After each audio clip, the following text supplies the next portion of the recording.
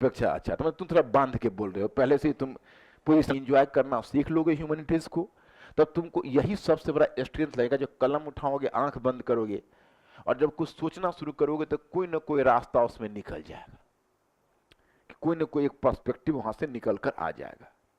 जैसे मैं एक छोटा सा प्रश्न आपसे करता हूं कि आपको कोई पूछता है कि अच्छा भारत को आजादी कब मिली, तो आप कहोगे 15 अगस्त 1947। अगर वह दूसरा प्रश्न आपसे कर देता है कि क्या 15 अगस्त 1947 को भारत को वास्तव में आजादी मिली, तब क्या होगा? मेरी बात आप सुन रहे हैं? पहले इनका प्रश्न मैं सार्वजनिक करूं, आप लोग नहीं सुन पाए होंगे।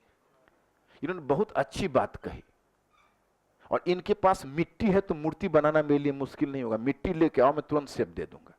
यहां तो मिट्टी भी जुटानी पड़ती है, उसको मिला के क्या पहले बनाना पड़ता है, और तब पहले मतलब मिट्टी लानी पड़ती है, ये मिलाना पड़ता है, और तब जिसके पास मिट्टी है उसको शेप देना तो बाएं हाथ का काम है।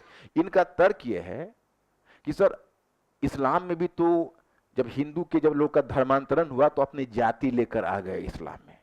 इस्लाम में भी अनेक जातियां हो गई, जुलाहा जाति हो गई, फिर उसमें आप देखते हो धुनिया एक अलग जाति हो गई जो कपड़े धुनते थे, सैयद पठान ये सब तो थे ही जो पहले से ही आ रहे थे। तो इस प्रकार से जाति के रूप में, छोटी और बड़ी जाति के रूप में आज तुम देखते हो कि ओबीसी का भी दर्जा इस्लाम के अंतर्गत कुछ जातियां हैं जिनको ओबीसी का दर्जा मिला है।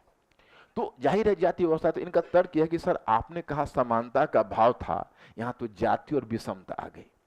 तो वही मैं बताना चाहता हूं कि अभी हम बोल रहे थे कि भारत को आजादी कब मिली, तब आप अगर दूसरा क्वेश्चन कर देते कि क्या वास्तव में इस्लाम में समानता का भाव था, तब हम वो उत्तर देते जो उन्होंने कहा।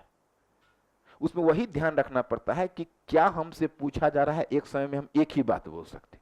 अब मान लीजिए किसी के बर्थडे पार्टी में आप गए हैं, तो उसमें तो उसके अच्छे ख्यालात ही सोचने हैं, उसमें आप कहना अगर शुरू कर देंगे हाँ पैदा तो हुआ है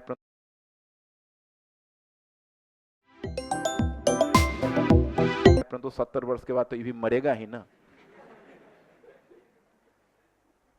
तब तो केक भी मिलने से रहा।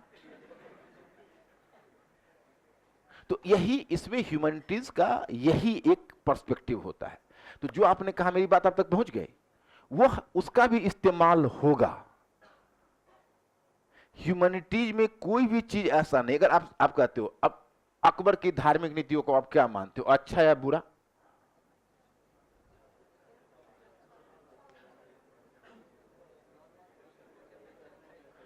अकबर की धार्मिक नीति को आप क्या मानते हो, अच्छा मानते हो कि बुरा मानते हो? किसके अपेक्षा?